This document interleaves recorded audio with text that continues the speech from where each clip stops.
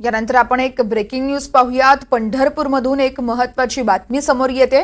आपण ती बातमी पाहणार आहोत ती म्हणजे पंढरपुरात 2 तासात मुसळधार असा पाऊस झालाय। आपण पाहतोय राज्यातील अनेक ठिकाणी मुसळधार पाऊस होतोय। पंढरपुरात सध्या 70 मिलीमीटर पावसाची नोंद झाली आहे। अनेक घरामध्ये पाणी देखील साचल्याचं पाहायला मिळतंय।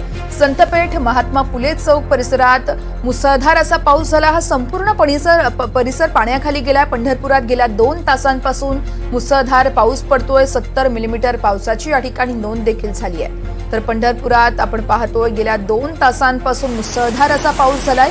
ही पंढरपुरातली दृश्य आपण बघू शकतोय। संतपेठ असेल, महात्मा फुले चौक असेल, या दोन्ही ठिकाणी मुसळधार पाऊस झाला। या ठिकाणचे रस्ते हे पाण्याखाली गेले आहेत। तर 70 मिलीमीटर पावसाची ही नोंद झाली आहे।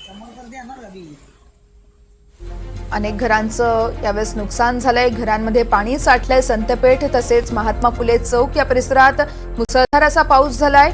रस्त्यावर पाणीच पाणी झालंय। रस्ते संपूर्णतः पाण्याखाली गेले आहेत। पंढरपुरात 2 तासात मुसळधार असा पाऊस झालाय।